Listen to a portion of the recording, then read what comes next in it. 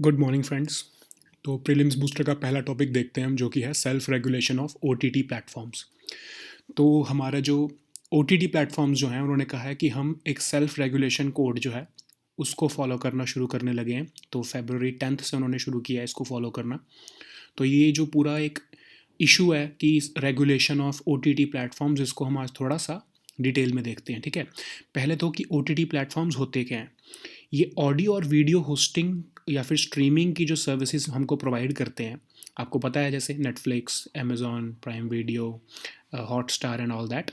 ये हमको audio video ये स्ट्रीमिंग सर्विसेज प्रोवाइड करते हैं। और ये जो है सिर्फ जो वीडियो वाले जो हमारे नेटफ्लिक्स वगैरह हैं, सिर्फ वही नहीं है।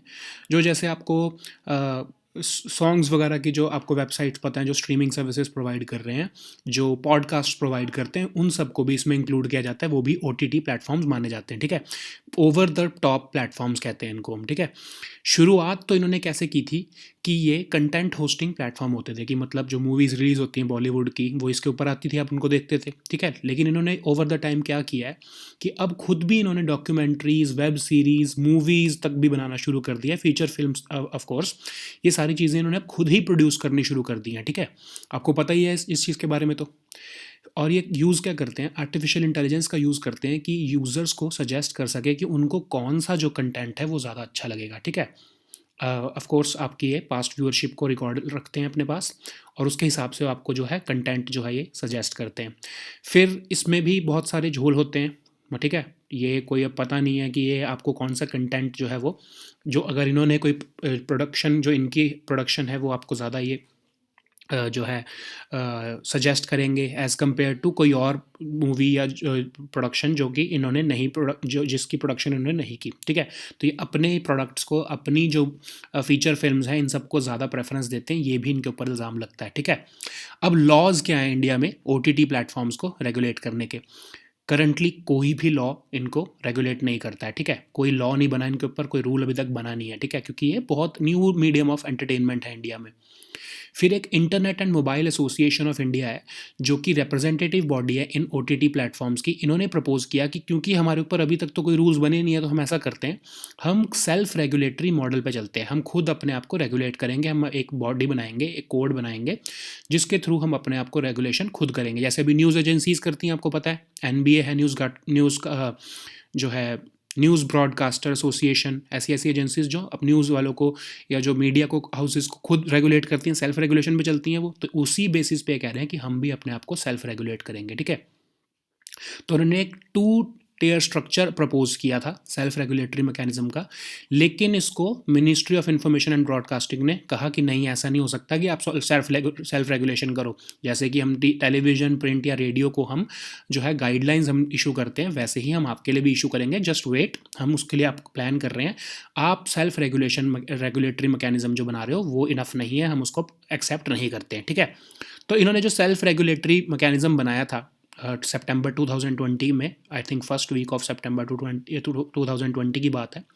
तो इन्होंने कहा था कि हम एक जो है सेल्फ रेगुलेटरी कोड बना रहे हैं, जिसका नाम है यूनिवर्सल सेल्फ रेगुलेशन कोड, जिसके अंदर हम जो कंटेंट है उसकी एज क्लासिफिकेशन करेंगे, कि मतलब उस कंटेंट को कौन कौन से एज के लोग देख सकते हैं।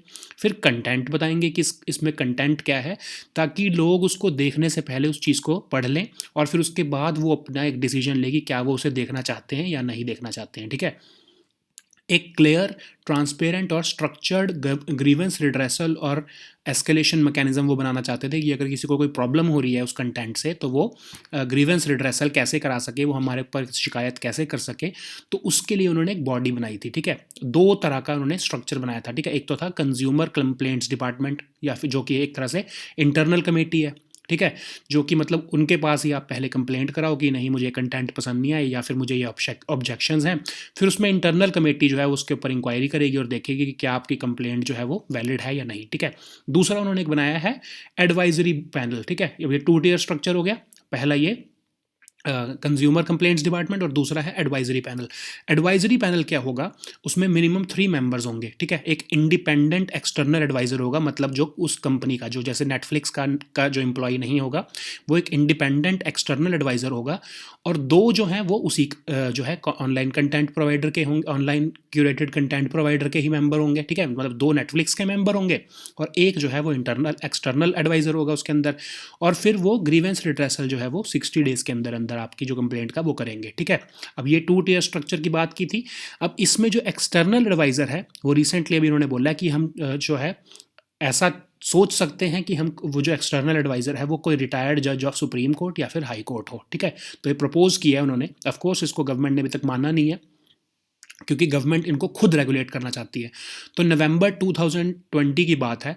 तो मिनिस्ट्री, इससे पहले क्या होता था कि मिनिस्ट्री ऑफ जो कम्युनिकेशन है हमारी, आईटी एंड कम्युनिकेशन, वो इनको रेगुलेट करती होती थी। Whatever regulation was there, minimum ही थी वो, लेकिन उनको वो रेगुलेट करती होती थी। लेकिन नवंबर 2020 में क्या हुआ कि ministry of information and broadcasting ने इस जो है रेगुलेशन इसकी जो है अज्यूम कर ली, और वो उन्होंने अब रेगुलेशन का जो एक कोड बनाना शुरू किया, और इनको ऑन पार ऑफ जो हमारी मूवीज़ होती हैं जैसे उसी के एक पार पे उन्होंने रेगुलेशन इनके ऊपर बनानी शुरू किया है, ठीक है। अब रिसेंटली क्या हुआ है, अभी 1-2 दिन पहले, अब इन्होंने क्या कहा है कि हम जो है न्यू एक तरह से सेल्फ रेगुलेटरी कोड फरवरी 10 से हम जो है हम एनफोर्स कर चुके हैं, जो कि जिसमें हमने जो ग्रीवेंस रिड्रेसल मैकेनिज्म है उसको और ज़्यादा जो है स्ट्रेंथन कर दिया है after taking inputs from ministry of information and broadcasting, ठीक है। वो कह रहे हैं कि इनसे हमने इनपुट्स लेके जो है और ज़्यादा इसको हमने स्ट्रेंथन कर दिया है ग्रीवेंस रिड्रेसल मैकेनिज्म को। हमने गाइडलाइंस जो है और प्रिंसिपल्स बनाए हैं और कोड ऑफ एथिक्स बनाया है, मतलब कि जो कंटेंट प्रोड्यूस होगा OTT प्लेटफॉर्म्स पे उसके लिए भी हमने कोड ऑफ एथिक्स बनाया है कि जो है कैसा कंटेंट हम अपने ऊपर अपने प्लेटफॉर्म पे होस्ट कर सकते हैं, ठीक है। फिर उन्होंने बोला है कि जो जो सिग्नेटरीज़ हैं, अब कौन सिग्नेटरीज़ होंगे, जो OTT प्लेटफॉर्म्स इस कोड ऑफ एथिक्स के सिग्नेटरी होंगे, सारे इकट्ठे मिलके एक तरह से इन्होंने वो बना दिया ना अपना सेल्फ रेगुलेटरी कोड। उन सबको जो ये कोड ऑफ एथिक्स जो है वो उनको गाइड करेंगे कि कौन क्या क्या लॉज हैं, कैसे उनको फॉलो करना है। ग्रीवेंस रिड्रेसल मैकेनिज्म ट्रेनिंग करवाएंगे हम क्रिएटिव और लीगल टीम्स की, और अवेयरनेस प्रोग्राम्स चलाएंगे कंज्यूमर्स के लिए कि आपकी जो है शिकायतों को हम कैसे दूर करेंगे, ठीक है। तो उन्होंने भी ये न्यू प्रपोजल रखा है, ठीक है। ऑफ कोर्स अब इसके ऊपर गवर्नमेंट का रिस्पांस आएगा। आई डोंट थिंक कि गवर्नमेंट इसको जो है सेल्फ रेगुलेशन को अभी भी एक्सेप्ट करेगी, because government is already formulating its own codes to regulate this OTT platforms, ठीक है। नेक्स्ट हमारा टॉपिक है हिल्सा। अब ये हिल्सा क्या है, ये एक फ़िश है जिसकी मूवमेंट पहले होती थी। अब ये है एक तरह से एनाड्रोमस फ़िश। एनाड्रोमस फ़िश क्या होती है कि वैसे तो वो ओशन में रहती होती है नॉर्मल टाइम पे, लेकिन जब उसको स्पॉनिंग करनी होती है, स्पॉनिंग क्या होता है, जब उन्होंने हैचिंग ऑफ एग्स करने होते हैं, जब उन्होंने एग्स ले करने होते हैं, तब वो रिवर या फिर एस्चुरी की तरफ मूव करती है, ठीक है। फिर जैसे खासकर वो रेनिंग सीजन में जब उन्होंने एग्स देने होते हैं तो वो रिवर्स की तरफ मूव करती हैं और वहाँ पर जाके वो एग्स देती हैं, ठीक है। तो पहले ये हिल्सा जो है ये खासकर ये 1970s तक तो जो है हमारी गंगा जो थी उसके अंदर मूव करती थी, ओशन बे ऑफ बंगाल से मूव होती हुई, मतलब बंगाल के थ्रू आती हुई गंगा के इवन आगरा तक आ जाती थी, ठीक है। यहाँ पर आके एग्स ले करती थी ये फिशेज़, ठीक है, फ़िश। तो उसके बाद क्या हुआ, लेकिन 1975 में गंगा पे जो है फ़रक्का बराज बन गया। बराज क्या होता है, एक तरह से एक बैरियर, एक डैम टाइप बैरियर होता है, ठीक है। ये बैरियर बन गया, उसकी वजह से क्या हुआ कि ये जो फ़िश है, हिल्सा फ़िश जो है, इसका साइंटिफिक नेम क्या है, टैनुआलोसा इलिशा, ठीक है। अब ये याद रखना क्योंकि ये न्यूज़ में आ गया है, तो इसके ऊपर आ सकता है आपको ये इन्वायरमेंट में क्वेश्चन। तो ये जो फ़िश है ये इसका आना बंद हो गया क्योंकि ये फ़रक्का बराज बन गया वहाँ पे, तो उसको क्रॉस नहीं कर पाती, ठीक है। तो गवर्नमेंट ने अभी रिसेंटली क्या जो है प्रपोज़ किया था फरवरी 2019 में कि वो एक फ़िश पास बनाना चाहते हैं, ताकि जो हिल्सा है वो दोबारा से जो है हमारे जो है रिवर्स में एंटर कर सके और यहाँ पे ये अपनी जो है स्पॉनिंग वगैरह का जो इनकी प्रक्रिया है उसको दोबारा से चला सके, ठीक है। मूवमेंट ऑफ हिल्सा को बढ़ाने के लिए गंगा तक के लिए इन्होंने ये एक फ़िश पास जो है वो प्रपोज़ किया है। तो देयर इज़ अ रिपोर्ट कि ये शायद कंस्ट्रक्शन इसकी शुरू हो जाएगी, ठीक है। अब ये होता क्या है, फ़िश पास होता क्या है कि जब भी हम डैम वगैरह बनाते हैं तो हम उसमें, क्योंकि फ़िश तो उसको क्रॉस नहीं कर पाएगी, तो हम क्या करते हैं, फ़िश पासेस बना देते हैं, जिसको फ़िश लैडर्स भी कहते हैं। वो क्या होती हैं, हम स्मॉल स्टेप्स बना देते हैं, मतलब थोड़ी सी पौड़ियाँ बना देते हैं जिसको फ़िश क्लाइंब कर सके, ठीक है। और उसमें जो है पानी उतना ही छोड़ा जाता है उसी हिसाब से छोड़ा जाता है कि ना तो वो बहुत कम हो कि जो है फ़िश उस साइड आए ही ना, और ना ही इतना ज़्यादा हो कि फ़िश बह के पीछे ही चली जाए, ठीक है। तो मतलब पानी को कंट्रोल्ड फॉर्म में हम वहाँ पर छोड़ते हैं ताकि जो फ़िश है उससे क्रॉस करके जो है बराज को क्रॉस कर सके, ठीक है। तो ये फ़िश पासेस बनाने की बात कर रहे हैं सो दैट हिल्सा जो हमारी फ़िश है वो मूव करके गंगा के अपस्ट्रीम में आ सके, ठीक है। अब फरक्का बराज क्या है? वेस्ट बंगाल में लोकेटेड है। 1975 में देखा हमने बनाया था ये गंगा रिवर के ऊपर, और ये भागीरथी और हुगली ब्रांच जो थी रिवर की, उसको मूव करने के लिए कोलकाता पोर्ट के आसपास इसलिए इसको बनाया गया था फरक्का बराज को, ताकि जो है कोलकाता का जो कैलकाटा, उसको उस टाइम पे कैलकाटा कहते थे इसको, तो जो कोलकाता का जो पोर्ट था उसको हम रिससिटेट क्या कहते हैं, मतलब रिवाइव करने के लिए, क्योंकि पहले वो बहुत बहुत फेमस था, लेकिन वो जो है डाई डाउन होने लग गया था, लेकिन इसलिए हमने इसको फिर रिससिटेट करने के लिए हमने ये जो है फरक्का बराज बनाया, ताकि वहाँ पर जो है पानी को हम मूव करके इसको हम कोलकाता पोर्ट को जो है, जो कि डाउन स्ट्रीम में लोकेटेड है, इसको हम दोबारा से रिवाइव कर सके, ठीक है। तो नेक्स्ट हम टॉपिक देखते हैं जो कि है privatisation of public sector banks. तो अभी गवर्नमेंट ने, आपको पता ही है कि यूनियन बजट में अनाउंस किया कि वो 2 पब्लिक सेक्टर बैंक्स हैं उनको प्राइवेटाइज करेंगे, ठीक है, आने वाले टाइम में। तो ये प्रपोजल लेके क्यों आए हैं? क्योंकि गवर्नमेंट तंग आ चुकी है कैपिटल इंजेक्शंस करके और गवर्नेंस रिफॉर्म्स करके। जो पब्लिक सेक्टर बैंक्स के, उन्होंने सब कुछ करके देख लिया, लेकिन ये बैंक्स की जो स्थिति है वो सही नहीं हो पा रही है। उनके जो स्ट्रेस्ड एसेट्स हैं वो बहुत ज़्यादा हैं as compare to private banks, और उनकी प्रॉफिटेबिलिटी भी बहुत कम हो चुकी है। मार्केट कैपिटलाइजेशन और डिविडेंड पेमेंट का रिकॉर्ड भी उनका अच्छा नहीं है, ठीक है। तो गवर्नमेंट सोच रही है कि कब तक हम इनमें पैसे डालते रहेंगे, इनकी जो हाल हैं ये चल नहीं पा रहे हैं, तो भी हम फ्री होना चाहते हैं, गवर्नमेंट फ्री होना चाहती है पब्लिक सेक्टर बैंक्स की जो है गवर्नेंस से, ठीक है।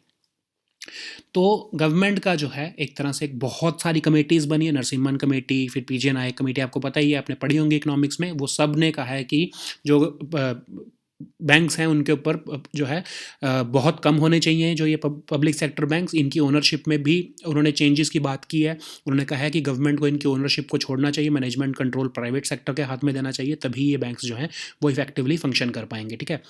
तो जब से एनडीए गवर्नमेंट आई है खासकर, इन्होंने पहले 28 पब्लिक सेक्टर बैंक्स होते थे, बट इन्होंने धीरे धीरे मर्जर करके कईयों को किसी ना किसी के साथ मर्ज करके अब ये सिर्फ 12 स्टेट ओन्ड बैंक्स रह गए हैं। इसमें से भी इस साल कहा जा रहा है कि 2 जो हैं वो प्राइवेटाइज कर दिए जाएंगे, ठीक है। अब इसको डिसाइड कैसे करेंगे कि कौन से बैंक्स को प्राइवेटाइज किया जाएगा? नीति आयोग जो है वो एक रिकमेंडेशन देगा, उसके ही बेसिस पे फिर जो है एम्पावर्ड ग्रुप ऑफ मिनिस्टर्स और सेक्रेटरीज जो है वो डिसीजन लेंगे कि कैसे जो है कौन से बैंक्स को हम प्राइवेटाइज करेंगे, ठीक है। अब इश्यूज़ क्या हैं पीएसयू बैंक्स में, पब्लिक सेक्टर बैंक्स में इश्यूज़ क्या हैं कि जो हमारे एनपीएज हैं वो पब्लिक सेक्टर बैंक्स में as compare to private banks बहुत ज़्यादा हैं, ठीक है। अब देखो फाइनेंशियल स्टेबिलिटी रिपोर्ट आई है आरबीआई की रिसेंटली, उन्होंने कहा है कि जो सितंबर 2020 में 7.5% जो हमारे एनपी हैं वो बाय नेक्स्ट ईयर, मतलब इस साल जो है हमारे सितंबर 2021 तक ये बढ़ के 13.5% होने वाले हैं, ठीक है। उसमें से जो शेयर है वो पब्लिक सेक्टर बैंक्स का बहुत ज़्यादा है, 9.7% से बढ़ के वो 16.2% हो जाएंगे पब्लिक सेक्टर बैंक्स में। और देखो प्राइवेट बैंक्स का कितना शेयर है, सिर्फ 4.6% से वो 7.9% होंगे। ऑफ कोर्स इनमें भी बढ़ावा जो है बढ़ रहे हैं, but as compare to public sector banks they are still better, ठीक है। तो गवर्नमेंट को दिख रहा है कि अब इनके और बुरे हाल होने वाले हैं, एनपीएज इनमें बढ़ने वाले हैं, स्ट्रेस्ड एसेट बढ़ने वाले हैं, हमको दोबारा से इसमें कैपिटल इंजेक्ट करनी पड़ेगी, इक्विटी बढ़ानी पड़ेगी, और इसका तो कभी कोई एंड आने ही नहीं वाला, because they are not going to function well, ठीक है। तो इसीलिए गवर्नमेंट जो है प्राइवेटाइजेशन राउट लेके आने चाहती है। अब जो है पहले तो हम ये सोचें कि पहली बात हमको ये जो नेशनलाइज करें ही क्यों थे बैंक, ठीक है। जो प्राइम मिनिस्टर इंदिरा गांधी जी जो थी हमारी, वो क्योंकि वो फाइनेंस मिनिस्टर भी थी, तो उन्होंने 14 लार्जेस्ट प्राइवेट बैंक्स थे जो, उनको 1969 में उठा के नेशनलाइज कर दिया था, ठीक है। बिकॉज ऑफ जो है नेहरूवियन सोशलिज्म का जो आइडिया थे उनके, सोशलिस्टिक अप्रोच उन्होंने जो गवर्नमेंट में लेके आए थे, उसके बेसिस पे उन्होंने जो है प्राइवेट बैंक्स को उठा के नेशनलाइज कर दिया था, ठीक है। तो उसी टाइम से ही जो है बैंकिंग सेक्टर ख़राब होना शुरू हो गया था हमारा। उन्होंने क्या कहा था कि जो इसको हम गवर्नमेंट जो है उसको हम ब्रांच एक्सपेंशन करेंगे, रूरल एरिया तक लेके जाएंगे एंड ऑल दैट, उसके बेसिस पे इन्होंने नेशनलाइजेशन की थी।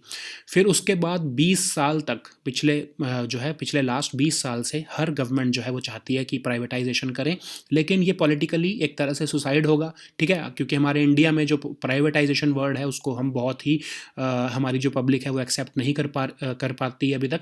तो इसलिए कोई भी गवर्नमेंट जो है वो पॉलिटिकल सुसाइड नहीं करना चाहती, इसलिए कोई भी गवर्नमेंट जो है वो इसको प्राइवेटाइजेशन नहीं करती थी, ठीक है।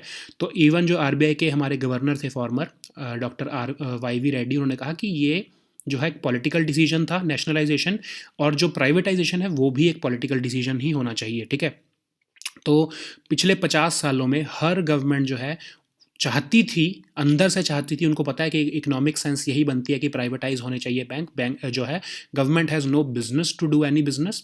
तो जो है प्राइवेटाइजेशन ज़रूरी है, लेकिन ऑफ कोर्स वो पॉलिटिकल विल नहीं दिखा पाती थी गवर्नमेंट्स। तो लेकिन क्या हुआ, 2015 में गवर्नमेंट ने ये जो है शुरू करा, 2015 में जो करंट गवर्नमेंट है इन्होंने शुरू किया प्राइवेटाइजेशन का जो है राउट, और फिर हम देख रहे हैं कि अब ये 28 से 12 स्टेट ओन्ड बैंक्स पे आ गए हैं। इसकी ऑफ कोर्स रेशियो और कम करने वाले हैं, वो 2 और बैंक्स जो है उसको हम प्राइवेटाइज करने वाले हैं। तो ये एक तरह से एक इकोनॉमिक रिफॉर्म का जो है ये की तरफ एक मूवमेंट है, ठीक है। क्या प्राइवेट बैंक्स बेटर परफॉर्म कर रहे हैं? ऑफ कोर्स प्राइवेट बैंक्स जो है उनका मार्केट शेयर जो लोन में है वो 2015 से जो है 2015 में 21.26% था, और अब वो बढ़ के 36% हो चुका है मार्केट शेयर इन लोन्स, ठीक है। और जो पब्लिक सेक्टर बैंक्स हैं उनका तो बल्कि 74% से जो है वो अब 59% रह गया है। क्यों? क्योंकि उनके एनपीएज और स्ट्रेस्ड एसेट्स इतने हैं कि वो आगे लोन दे ही नहीं पा रहे हैं, ठीक है। अब एचडीएफसी का आप इसमें एग्जांपल दिया, देखो एचडीएफसी की मार्केट कैपिटलाइजेशन जो है वो 8.8 लाख करोड़ है, ठीक है, और एसबीआई की सिर्फ 3.5 लाख करोड़ है। तो आप देख रहे हो कि एसबीआई जबकि कितना बड़ा ग्रुप है, of course and still it is not able to compete with HDFC bank. India में 22 प्राइवेट बैंक्स हैं और 10 स्मॉल फाइनेंस बैंक्स भी हैं, ठीक है।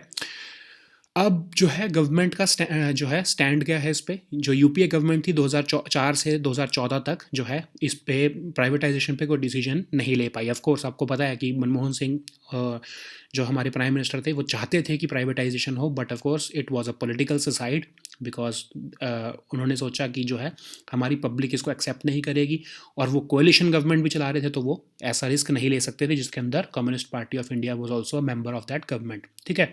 तो प्राइवेटाइजेशन वो नहीं कर पाए, जबकि नरसिम्हन कमेटी, फिर पीजे नायक कमेटी, सबका सजेशन यही था कि जो गवर्नमेंट है उसका जो है शेयर बैंकिंग में कम होना चाहिए।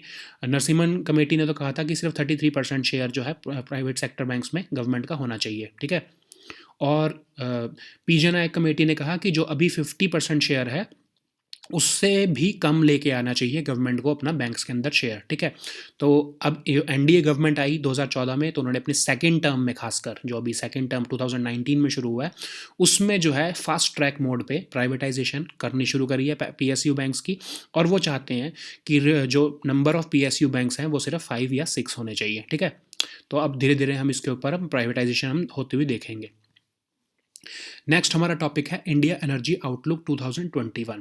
तो अभी रिसेंटली इंटरनेशनल एनर्जी एजेंसी ने रिपोर्ट निकाली है, इंडिया एनर्जी आउटलुक 2021 रिपोर्ट, और इस रिपोर्ट में क्या कहा गया है कि जो इंडिया की जो है एनर्जी, जो इंडिया जो है वो वर्ल्ड वाइड जो एनर्जी डिमांड में 25% ग्रोथ देखने वाला है, ठीक है। India will make up the biggest share of energy demand growth at 25% over next 2 decades. अगले 2 डेकेड्स में 25% ग्रोथ होगी इंडिया की एनर्जी डिमांड में, ठीक है। और India will overtake European Union as the third largest energy consumer by 2030, ठीक है। मतलब 2030 तक हम थर्ड लार्जेस्ट जो है एनर्जी कंज्यूमर बन जाएंगे, ठीक है। फिर वो कह रहे हैं कि इंडिया का जीडीपी जो है 8.6 ट्रिलियन डॉलर हो जाएगा 2040 तक।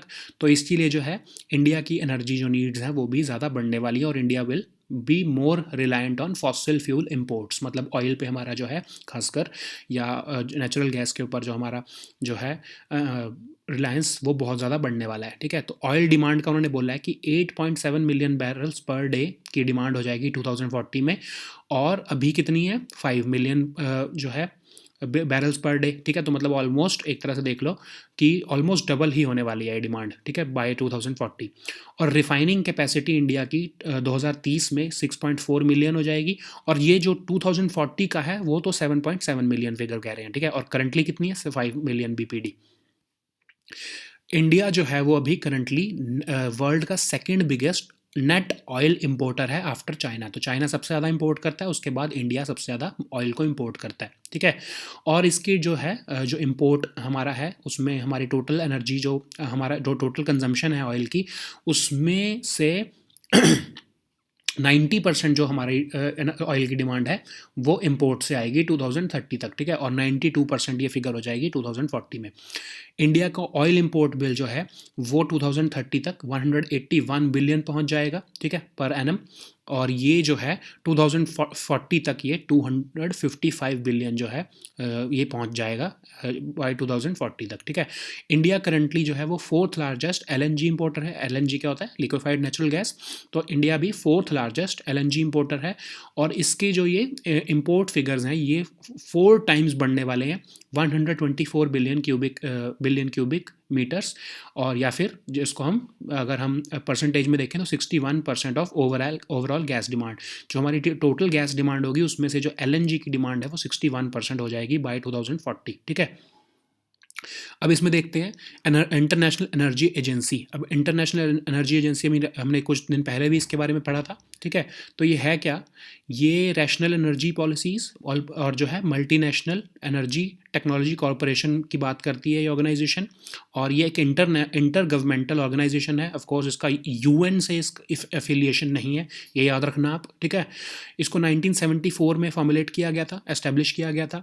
ओईसीडी के अंदर इसको एस्टेब्लिश किया गया था, ठीक है, organisation for economic cooperation and development में। इसका हेडक्वार्टर कहाँ पर है, पेरिस में।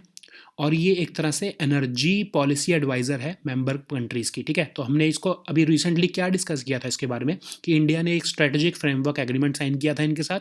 और वो स्ट्रेटेजिक फ्रेमवर्क एग्रीमेंट के तहत इंडिया जो अभी इसका एसोसिएट मेंबर है 2017 मार्च से, उस एग्रीमेंट के बाद India will move ahead towards becoming a full member of IEA, ठीक है। तो इंडिया आने वाले टाइम में इसका फुल मेंबर हो बनने का की तरफ मूव कर रहा है।